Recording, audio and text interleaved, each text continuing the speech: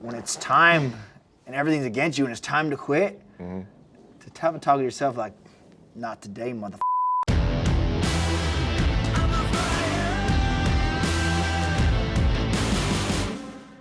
Cowboy, fun fight week. Cowboy versus Conor McGregor in Las Vegas, huh? Yeah, I mean, I think the only place that would probably trump this would be in Dublin. Yeah. Pretty cool, but we're on U.S. soil in the greatest city in the world, so Yeah. I love it here. What do you love about it? I like how all the restaurants are open all night. Yeah, just everything. It's just moving, fun. What I really like about Vegas, if I was going to take you to Vegas, the best of everything is here. So if I was going to take you to see music, always the best of the best is playing. If I'm taking you to see Cirque du Soleil, the best of the best is playing, you know? So when you come on the entertainment side, the best of the best, right? So I feel honored to be headlining the best of the best card of the year. So it's cool to be here. And how about fighting here, coming in knowing you got a fight week in Vegas? What's the difference here than in perhaps, you know, some of the other places that you fought at? I'm just familiar with Vegas. I fought here a lot. Been coming here my whole life, so it's kind of like a second home, you know. It's not, I mean, they got the PI here, it makes it really comfortable. It's not like you're in a hotel somewhere in a country that you don't know, right? Like everything's real fluid and easy to go, so there's no guessing. Can you remember the first time you ever fought in Vegas? Oh, man. Yeah, kickboxing years ago. Yeah. And what was that like back then? The kickboxing scene when you were first getting a fight in Vegas? It's everything it's hard because you want to live Vegas and enjoy Vegas, but you got to pull it back until after, right? So it's a lot, man. It's Vegas is kind of overwhelming, but now we're different. We bring the bikes and we hang out and we stay off the strip and we, you know, we do the resident lifestyle instead of the coming in for the weekend lifestyle. I was gonna say, I bet the kickboxing days didn't quite look like this. No. I still drove. I think there's a lot more of us packed into a smaller car. And same drive, same journey. Yep. Just the vehicle changed. Yeah, I was expecting to see an RV, the four wheels, rather than the whole. And they were so concerned about the RV and it being at the PI and UFC Conor was? training. Yeah, it was like a deal. It was like a big. So I just said, you know what? I don't even want to give it that energy. I don't even care. Yeah, it was like a problem. They were worried about the RV being there, and if Conor walked by, I was just gonna get a big soap pen and said, "Come in for a beer whenever you want." So yeah, what's gonna happen? What are they worried about? Oh, if they think I'm gonna fight Conor for free at the PI, they're crazy. Yeah, no way. Absolutely not. Maybe they're worried about him throwing things at your RV. I mean, he has a history of that. Yeah, I don't know if he's foolish like that. I don't know. That would be. I'd come out guns a-blazing. So you drove in Saturday before the fight. Yeah, Saturday before the fight. And you're on the bike the whole time? To meet you for this interview. I had to really rearrange my whole schedule for you. I was being kind of annoying saying we had to get you in early. Yeah. No, I didn't ride the bike. Yeah, hell no. That would have been an ass whipping. Yeah. Oh man, 9 hours on a bike. Yeah. I've been to Sturgis. We did that. That was like a 3-day ride. On baggers though, nothing like these. These are like little city hopping around bikes. I mean, there's probably some guys out there like, Cowboy, you we ride that across the country, but yeah, I'm like a fair weather, small mileage kind of riding guy. You know what I mean? Yeah. I mean, we go out there and drive all the time, but it's half hour here, hour there, like cruising, stopping, playing. You know, It's crazy. You never thought you'd just drive roads. Because you'd never get in your car and just go drive down an empty highway, you know, but you get on your bike, you guys, and just go cruising. It's funny. You're like, man, I would never I hate driving, you know, but then you get on the bike and it's fun, man. It's really fun to get a big group of guys and go cruising around, everyone playing, passing cars, zipping, zanging, rolling. Well, so you brought the bikes. Are you going to do any of that this week? Oh, of course, is that why they're here? Yeah, of course. Go riding around, playing. So for the drive up from Albuquerque, though, you were in the truck? Yeah, in the truck and the trailer. The trailer's at the PI right now. We just.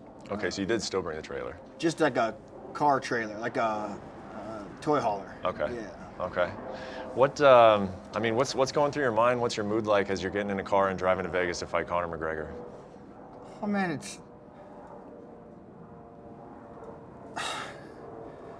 I've been in this game a long time, man. So everyone wants to talk about this is the biggest fight, but every fight's the biggest fight, right? Your next fight, the fight I just had was a title eliminator fight. You know, that was the biggest fight. Now this Conor fight, the biggest. But this one really is, man. This is like a lot of eyes on this one, but like mentality-wise, it's just another fight in Vegas for me, man. I got to go do what I love, and we do the same thing. If it was summertime, I'd have the boat. You wouldn't be getting this interview because I'd be shredding leg meat right now. Yeah. Or we'd be talking on the back of the boat. No, we lucked out. It's January. Yep. You know, so like I said, same crazy business as we always do. It just nothing's changed. Although I feel like you've thrown on the wetsuit and gotten in some pretty cold water before. Yeah, it's real cold right now though. Yeah. You feel this air. You're it was shivering. Like 30 you degrees live here in last Vegas night. and you're shivering. Yeah. That's why I'm shivering, is because I live in Vegas. It's cold right now. Yeah. What? When you come here and you settle into this house, and you've got the bikes and you got some fun stuff going on. How much are you thinking about the fight? You know, days out. 100%. You're thinking about the fight. Of course. I'd be stupid not to. I mean,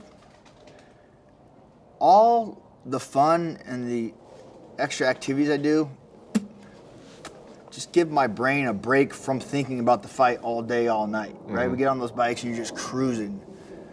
We get on the lake and we just play. We get on the snowmobiles and it's just like a reset, because it's constant grind and training and thinking, you know, you gotta I have to anyways, give my mind a break. But yeah, I don't overlook Conor. I don't look past Conor. I don't not think about it. Like, no, this is just something I do. So I'm 100% all in for this camp, training and playing. Did you find this one, because like you said, I mean, you've had over 50 fights now, so there's a sense of familiarity to it, of course. But like you said, with the eyeballs on it, and Conor he just represents something right now that everybody's just so damn excited to just see this fight. You know, I mean, did you feel that energy, like even in camp? More just good energy on my camp, like good morale, joking around, playing around, like there wasn't any bad time. So to me, that was more important than the energy for the Conor fight. But I mean, like I said, this is the fight everyone wants to see. I have a front row seat. I got the best seat in the house, man. Yep. So as a fan, I'm pumped. I asked you last year, like almost exactly a year ago, you would beat Alexander Hernandez in Brooklyn. And we were talking about Conor potentially being next, and you said, you know, we'll go to Vegas, we'll sell it out. It sounds like a great time. And then I asked you, do you think it happens? And you said no. And you were right initially. And then you went on, you know, and you picked up another win against Ally Kinte, but then you lost your last two. I mean, were you surprised that this fight then circled back and you got it to start off 2020? The talk of Conor and I has been there for a while. It's just thinking about the timing, you know, him wanting to make the comeback. Yeah, no, I'm not surprised at all. I think, you know, we're still at the top of the list, man. You know, I lost to a guy who's probably going to be fighting for the title, and my stock didn't go anywhere. My ranking, you know, slipped a little bit, but I'm still at the top of the chart, man. You know, it's like everyone wants to say, Cowboy, you lost too, and hey, man, I did, but I got in there and fought my ass off, man. You know, it wasn't a lack of try, and so. It's gonna be fun, man. Do you think Conor would have picked you if you had won those two fights? Or do you think maybe he looks at you and says, you know, maybe Cowboy, after coming off that knockout loss, this is the time to get him? Do you think that crosses his mind? Well, I mean, he's coming off losses as well. So I don't know the inner working or the mentality of what Conor's thinking, nor do I care. He drew the short straw and picked me, so hey. And he picked you at 170 pounds. What do you make of that? Yeah. Hell yeah. I'm Oh, yeah. Yeah. Yeah, I'm to cut weight, happy. I'm not a big 70-pounder, so it's not like I'm going to be in there just dwarfing this dude, you know? It's not like he's, like, everyone thinks, oh, he's a 45er, he's just going to fight you at 70. Like, nah, we're probably going to be close to the same weight, you know? Yeah. I'm going to have a couple pounds off, you know? I'm sure so is he. So it just makes, we're allowed to eat and enjoy this week. As opposed to, like, 55 for me is tough. I need 65. Yeah. Yeah, 55 just brutal. Maybe you guys should have done 65. Maybe this should have been the 65 Hey, fight. you know, should have. As far as how it could impact the fight, I mean, you kind of got into it a little bit there, but just that little bit of extra weight. I mean, you are the bigger guy, and I understand your point. You're not that much of a bigger guy, but do you see it as he's giving you a little bit of an advantage by going at 170? Or maybe he didn't want to cut weight either. Certainly You know what possible. I'm saying? Maybe he didn't want to go through all the bullshit of struggling, and maybe he wanted it easy as well. I mean, he's the one who said 70. I was like, okay, I wasn't like rallying for it. I was gearing up to make the cut to 55. So who knows? This is the first time you've ever headlined a UFC pay-per-view, which seems pretty remarkable to me. Does that mean anything to you? I didn't know that, so thanks for bringing that up. All right. No, I don't care. Nothing? No, nothing. How Don't about have an answer for you. How about this week? What are you expecting when you guys get in front of each other in a press conference? What would you like to have happen? Anything? I'm excited. He's a witty, you know. There's gonna be some funny he says, so I'm excited, man. But no, I'd imagine he's gonna. I have no idea what he's gonna say. Like I said, I'm excited as you are, man. He's a master with words and does very well at selling fights, so should be entertaining. You think he comes after you, or you think this is a respectful fight build-up this week? No idea. What's he gonna come after me for? That's my question. Like, what are you gonna say? Last time he came after you, it was what? Stiff, stuck in the mud? We're not fighting in the mud, 55er? are we? So, I mean, whatever. I'm excited to see what he's gonna say. Don't know, don't care.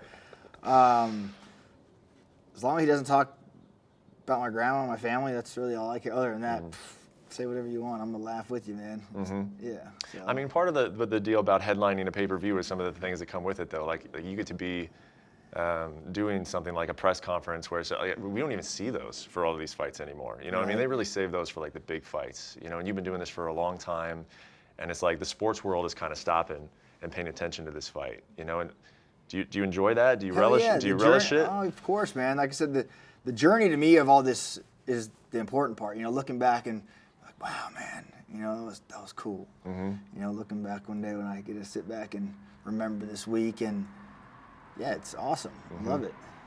Talk about this house and where you found it and why you liked it and who's here with you. Well, my son gets here today, so I wanted a pool. So this house has a pool, indoor pool. A pretty interesting one, yeah. Yeah, so to me, it's like a no-brainer. That's all I need. Oh, it's got a pool, cool, you know? I got all my coaches and training partners here with me, and it's just fun to all be in one house together. So everyone thinks, oh, Cowboy's got all kinds of money. Really, it's cheaper all being in one house than it is to get a bunch of hotel rooms. So Yeah. And what are you guys typically doing? Like, are you cooking dinner? Are you having like team dinners? Are you playing games? Like, what are you doing during the week? Yeah, all that. Cooking dinners, playing games, screwing around. We was down on Fremont walking around watching the show last night. You know, it's fun. They had Spandex Nation, so it was like a bunch of 80s music. It was fun, man. It was a good time. What do you make of, I know you've been asked this question a few times during the build-up to this fight, but what do you make of Conor? I mean, he was on top of the world in 2016, and then he sort of disappeared. He had a big fight against Mayweather where he got a whole lot of money and a whole lot of fame, and it seemed like he, got in some trouble a little bit. I mean, you've known him throughout that entire time, not really well, but, you're part of the sport, and you've been around him. What do you make of who he is and sort of the transformation that he's had over the last 3 years? Oh, I'm not going to talk about him as a human, man. That's his own business. Sucks the guy's under a microscope, everything he does. Everyone follows and watches. Everyone makes mistakes. Just the media and everyone dwells on him. So that's him as a fighter, man. I can say he's on top of the world. He got in there and fought what I think one of the best boxers to walk the earth, And dude's a double champ, knocked people out. Stud, man. He's here because he earned it, He did a very good well of building UFC, building his name, building his brand. And that's hard work and dedication. Man's a hard worker, and as an athlete, stud, So I think he earned all this. And when he was coming up and he was doing all that, if there was one single knock on him, there were some people who said, hey, he gets a little bit of preferential matchmaking, that the UFC wants to see this guy do well. And there was always, for a long time, there was that question of he hadn't fought a wrestler. Do you remember that? Sure. Did you buy into that narrative at all? I mean, did you think that there were potentially holes that we hadn't seen in Conor's game, even when he was doing really well? I think everyone had those same questions, but then they'd match him up and he'd go in there and get it done. So I don't know what the UFC brass had, if they were babying him, if they weren't. I mean, look, man, the guy's a two-time champ, 2 different weight classes. Mm-hmm. He got it done. So who am I to sit back and say, nah, you shoulda, you woulda, you coulda, but you didn't. But you did. Yeah. So, yeah. What'd you think of his fight with Khabib? Khabib's a animal. You just take people down and control. And so I kind of figured if he didn't knock him out, that was the outcome it was going to be, But, yeah. Did you see anything from Conor's ground game that led you to think that it was getting better? I mean, how would you assess, just forget you're fighting him, just as another fighter, how was his ground game in that fight against Khabib? It's hard to say. Khabib's have such great takedowns and such great control, So it's hard to measure someone's success. You don't really see much of Conor's ground in any of his fights, right? So for him to be like, well, how did he come from the Diaz fight to the Khabib fight?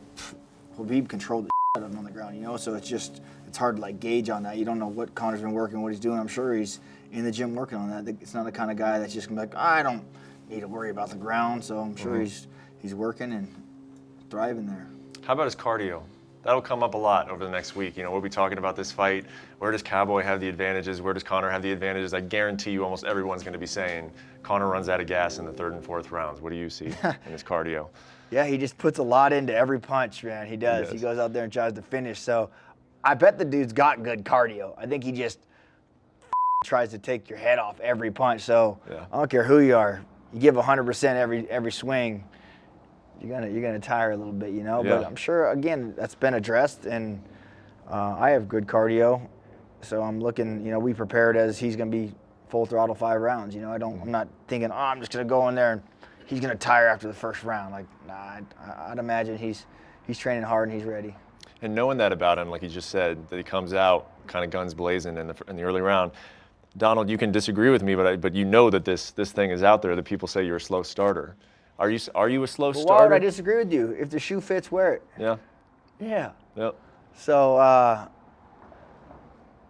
yeah, I don't even have a rebuttal for that. You're slow. Yeah, I am. Yeah. So, we've been working on a lot of things trying to change that, but man, who knows? We'll see. Huh. Wonder what Cowboy he gets. That's the one.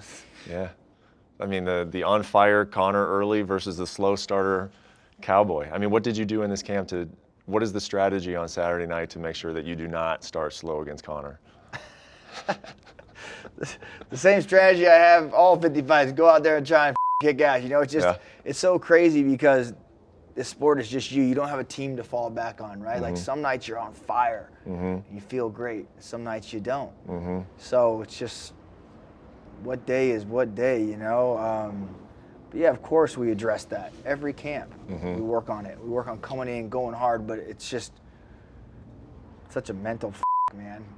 You think every fighter basically has that? It's just for whatever reason we talk about yours more. For sure, man. Everybody's scared to death out there. We're fighting on the biggest stage with all the eyes. There's a lot of pressure. There's a lot of you need to perform, and man, it's weird. It's a mental game.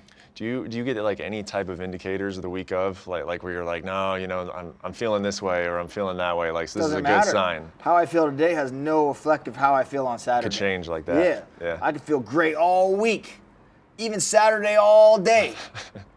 Then as soon as I get in the locker room, it's like, ooh, or I feel bad all week and get in there and it's a different story, that's a crazy mental game, man, and working with people trying to figure out how we can overcome all that, Sure, strategy, we're trying to figure it out, but do I have the magic answer? No. Do I feel good? Hell yeah. Right now, let's go. Saturday, I tell you, let's go. I don't know. I don't know how I feel until I'm there. So. Well, how do we know? When we watch you walk out of the tunnel, what's a good sign? If you're smiling or if you're serious, but am I faking fire it? in your eyes, how will we know? You know what I'm saying? Who knows, man? I have a feeling it's gonna all be all right, man. Yeah. I'm excited. Yeah, this is like a fan's dream fight. Mm-hmm. Like I said, I got the best seat in the house, so I think I'm gonna be super pumped. Do you feel like, and this is a question that journalists always ask fighters is like, oh, what kind of pressure do you feel? Do you feel more pressure because it's this or that? In a weird way, even though this is a massive fight, I would say that there's a potential that there's not much pressure on you. That this is just a fun fight. You ain't trying to get a title shot after this. I mean, it almost reminds me of like Robbie Lawler. Sure. Where it's just like I'm gonna have a fun fight and live with the results. Is that how it feels going? Absolutely, man. This fight. Like I said, with all the build-up and all the pressure, this is a fun fight for me. I get to go do what I love. Mm-hmm. And, at 170, thanks. Yeah. So this is all the way around a good time. Yeah. And this is what I love. It's like a sickness I have, So fighting to me I love every bit of it. Do you love one part in particular? Like, what is it, like if you could only experience one part of this fight week, like Cowboy, you only get to have one part of it. Which part would it be? Oh, the fight. Yeah. That's a no-brainer. Like right when the bell rings, that's. Yeah, let's go. Yeah. To me, that if I could only pick one, that's what it'd be, the fight. Yeah. But I don't. I get to enjoy it all. Yeah. And 2 years from now, we're gonna be sitting here talking again. Yeah. You said, remember when we were in Vegas? Mm-hmm. That was fun. Yeah. What'd you take away from that Vegas experience? You're going to be asking me. That's a question I would ask you. Yeah. What do you make of him? Seems like he's coming back, and it's I guess it's a little bit to be expected that after all he's been through, and he's only made one appearance over the last 3 years. That he's saying things like, this is a season now. This is the start of something where I'm coming back and I'm going to be part of this sport again in a real consistent way. And along with that, he's talking about Jorge Masvidal, and he's talking about Kamaru Usman and a rematch with Khabib Nurmagomedov. You sitting over here, like he's fighting you in 7 days. Like, how does that make you feel, like watching him talk about all these other things that are to come in 2020?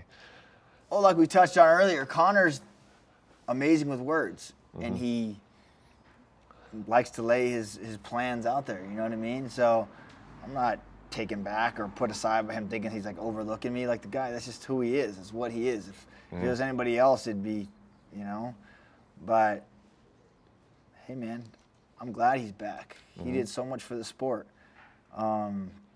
He can still make all those fights happen even after an ass whipping from me, That's cool. You can still go fight all those guys. I'm sure everyone's gonna be happy to fight you. Yeah. So yeah, it's I'll just put a little kink in the hose, but he'll figure it out. A lot of people I talk to about this fight, and I have talked to quite a few people, how do you think this fight's going to go? Give me a prediction. Every single one of them says Cowboy needs to take him down. Cowboy would be smart to take him down. If he takes him down, then Conor gets tired. We've seen Conor maybe have some problems on the floor. Cowboy's really good on the ground. A lot of people don't know about that. Almost 100% say you should take him to the ground. So I'll ask you, Cowboy, are you going to take Conor McGregor to the ground on Saturday? I probably should, but I don't think I will. I like to fight too. I like to get in there and throw down. Everyone says his stand-up is amazing, so why not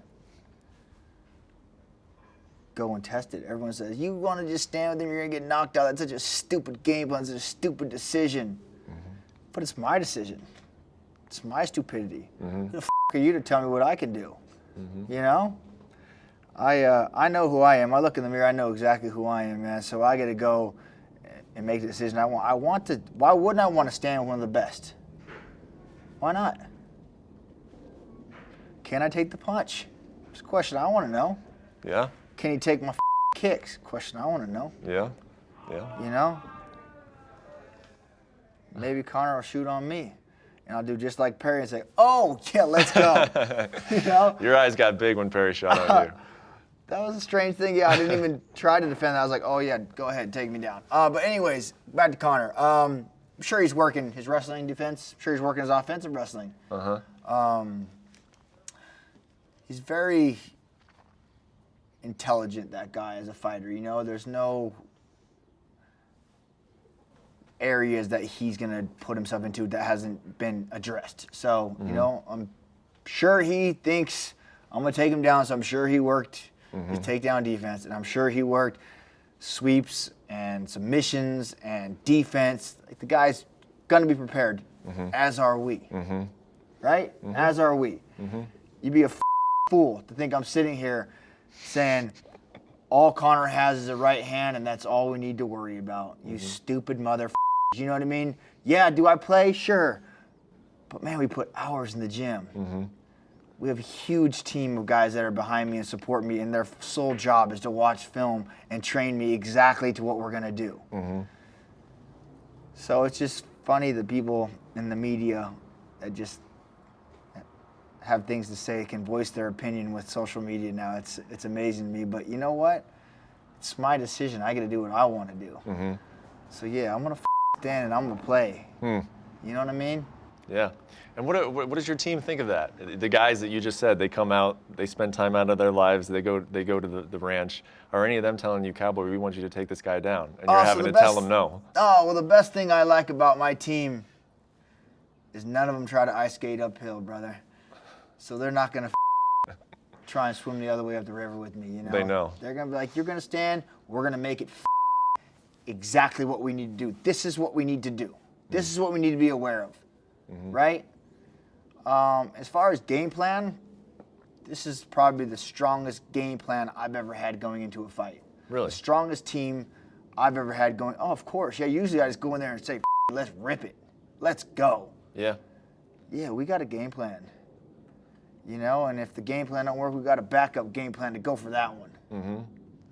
You know, and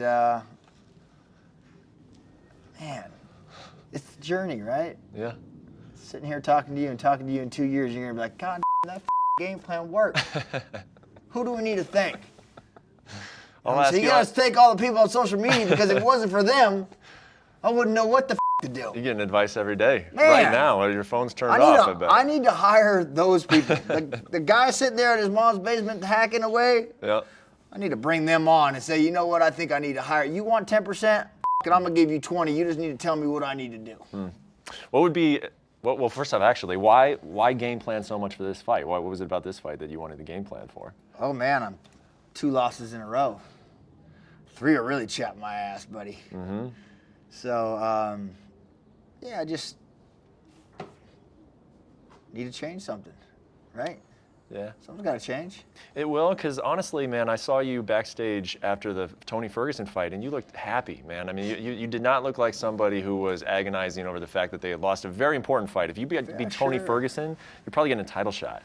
And you looked happy walking out of that arena. I wouldn't say happy.